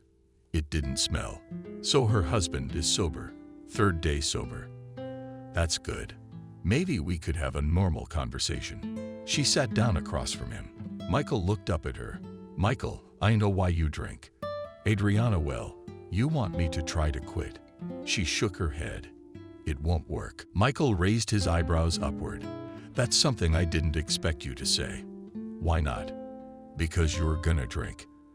As long as I'm around you." Michael looked at her in surprise. She continued, "Michael, we've been together for so many years that we basically shouldn't have any secrets from each other. And I don't understand why we're both trying to hide the obvious. You don't love me. I don't love you." Michael wanted to say something, but Adriana raised her hand. "Wait, let me finish. You think about it, and you'll figure it out for yourself. We're not old yet. Maybe one of us will have a chance to be truly happy for a little while." There was silence in the kitchen for a couple of minutes. Then Michael said, "What are your plans?" "I want to get a profession and stop cleaning up after others. And it would be great if you could reopen your workshop." Michael grinned. "Do you think I can do it?" "I don't doubt it. If I'm not around, you can do it. We'll invite Kathy. She'll take great pictures for the commercials. All your clients will come after you." "Michael, you've got golden hands." Betty sat silent for a long time when her parents told her their decision. Then she said to me, "Of course I don't like it. But if that's what you decide, if that's what's best for you, I hope you don't stop loving me." Michael had moved out before the divorce when Adriana offered to exchange the apartment. He said, "No, Adriana, it's yours in Betty's apartment. And I'm a man. I'll take care of my own housing problems." Adriana hugged him for a second. "I sincerely wish it all works out for you." Michael smiled back. "And I wish it for you." That same day, Adriana called the number that was written on the business card. "Good afternoon. I don't know if you remember me. It's impossible to forget you. I never thought you'd call." Andre was retired military. A little straightforward, but very interesting. Adriana felt like a girl running to him for a date. "Betty told the ladies every day something you broke in my mind. Usually after a divorce, people get depressed, hurt. But you and Daddy are just better. You look younger and better every day. Dad has taken over the workshop, so he'll soon surpass his former master." Adriana immediately sat down across from her daughter. "Betty, it's true. I'm so happy for him. You have no idea." Betty waved her hand. "Why wouldn't I? One of my parents got divorced. It's been a year, and they've been spitting at each other. It's the opposite of what we do in our family. You guys are happy for each other's success. That's our family. It's the opposite. By the way, Aunt Kathy's been helping Daddy a lot. She's got a whole ad campaign going. I didn't realize. I should call and thank her." Betty looked at her strangely, grinned, and then called, of course. Adriana didn't like to put things off, so she called her sister Kathy in the evening. She didn't pick up for a long time, but finally answered. She sounded kind of doomed. Yeah. Hi, Adriana. Hey, what's with the dying voice? Some rich fiancé didn't pay you again? No, I haven't photographed a wedding in 2 months. What's wrong, Kathy? You're the recognized wedding general. Adriana, I'm worried sick. Kathy, let's meet somewhere. Sit down, talk. Come on. Kathy's voice was full of doom. Adriana hung up the phone and began to pack quickly. What kind of sister was she? Because of her new relationship, she didn't even ask how Kathy was doing. What if she had something serious going on? It's true what they say, happiness blinds the eyes. Kathy was sitting at the table, and Adriana noticed that her sister had lost some weight. Though she'd always looked good, now she looked like the cover of a magazine. Adriana had just sat down when she noticed a ring on her sister's finger. So you didn't even tell your sister you were getting married? Well, I would have, but I'm just getting married. I don't hear joy in her voice. Don't you love him? Or does he love you? Does he love me? And I love him. I love him very much. I never thought it was possible to love like that in my life. I prayed on the walls. Is he married? No, not anymore. Then I don't understand what's wrong. Why do you look like you're committing the crime of the century? Kathy looked up at her quickly. That's exactly what I'm doing. Kathy, stop talking in riddles. Spit out who he is, and why are you in so much pain?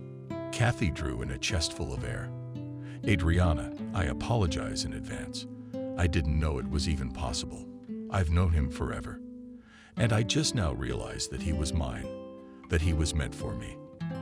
Adriana even slammed her hand on the table. Kathy, stop with the romantic nonsense. Just tell me what's going on. If he's hurting you, just tell me. Is there someone to stand up for you? It's Michael. That Michael on the wall immediately realized what Kathy's sister was saying to her. What does Michael have to do with this? I said, who is he? I said, it's Michael. There was a pause at the table, and Adriana was a little taken aback by the news. She remembered the fortune teller's words about not fighting amongst themselves. Do you really love him? Kathy just nodded. And yes, he's somewhere under the window of the cafe right now, worrying about how our conversation is going to go. Adriana became Kathy. Let me give you a hug. I guess you really are his muse. He could do what he couldn't with me. Kathy looked at her in amazement. You're not offended? Of course not. I'm glad. Now everyone's settled. I don't have to feel guilty anymore and give my consent to Andre. He was tired of waiting for me to be ripe for marriage. They hugged and did not immediately notice that someone else was standing next to them.